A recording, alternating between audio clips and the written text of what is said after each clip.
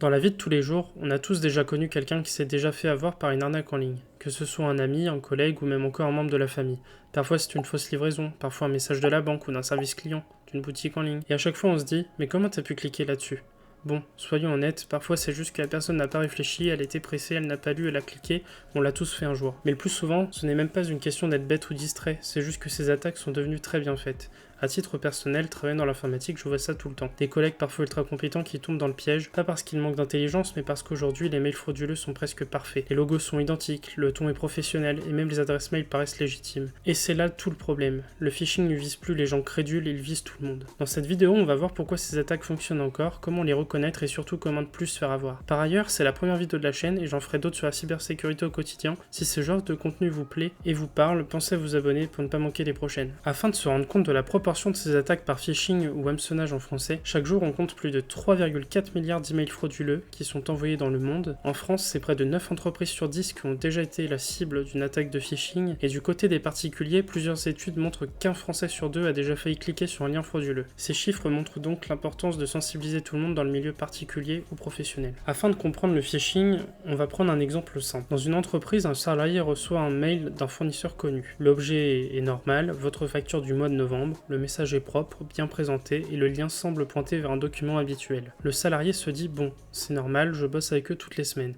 Il clique. Sauf qu'au lieu d'un PDF, il arrive sur une fausse page Microsoft qui lui demande de se reconnecter pour consulter la facture. Tout lui semble crédible, mais le site n'est pas celui de Microsoft, c'est une copie hébergée ailleurs. Résultat, en entrant son identifiant et mot de passe, le salarié vient de les donner directement à l'attaquant. Et pour le cybercriminel, c'est le jackpot. Avec ses identifiants, il va pouvoir se connecter à la messagerie de l'entreprise, lire les mails et relancer d'autres arnaques depuis cette adresse considérée de confiance. On peut donc se poser la question suivante. Mais pourquoi ces attaques fonctionnent encore ? Dans l'exemple précédent, le problème ne vient pas du salarié, il vient du fournisseur. Sa boîte mail a été piraté et l'attaquant s'en sert maintenant pour écrire à ses clients, comme si de rien n'était. Et c'est là que ça devient vicieux. Le message paraît totalement légitime parce qu'il vient vraiment d'une adresse connue. C'est un effet domino, l'attaquant compromet une boîte mail pour s'en servir et en compromettre d'autres. Ce qu'on peut donc retenir, c'est que le phishing ou hameçonnage, c'est littéralement la pêche. Les attaquants envoient des appâts et attendent que quelqu'un morde. Avant, les attaques étaient bourrées de fautes avec des adresses mail douteuses, maintenant elles sont presque parfaites. Les cybercriminels ont accès à des modèles professionnels, à des outils d'intelligence artificielle pour reformuler les textes, et parfois même à de vraies bases de données clients volées. Résultat, le message ne paraît plus suspect, il semble familier. Et c'est justement ce qui le rend dangereux. Parce que quand quelque chose nous paraît normal, on ne réfléchit pas, on agit par automatisme. Et c'est là que les pirates frappent.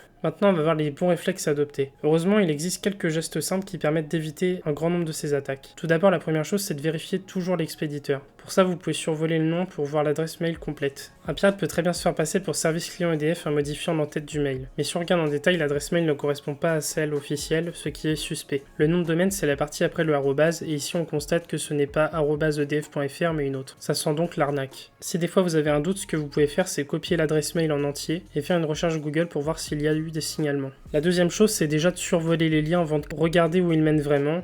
Un site sécurisé ne veut pas forcément dire un site légitime. Si vous avez un doute, il faut mieux contacter le service client ou la personne avant de cliquer. La troisième chose, c'est de ne jamais céder à l'urgence. Les arnaques jouent sur le stress et la peur. Si un mail vous dit votre compte va être bloqué, soufflez et vérifiez par vous-même.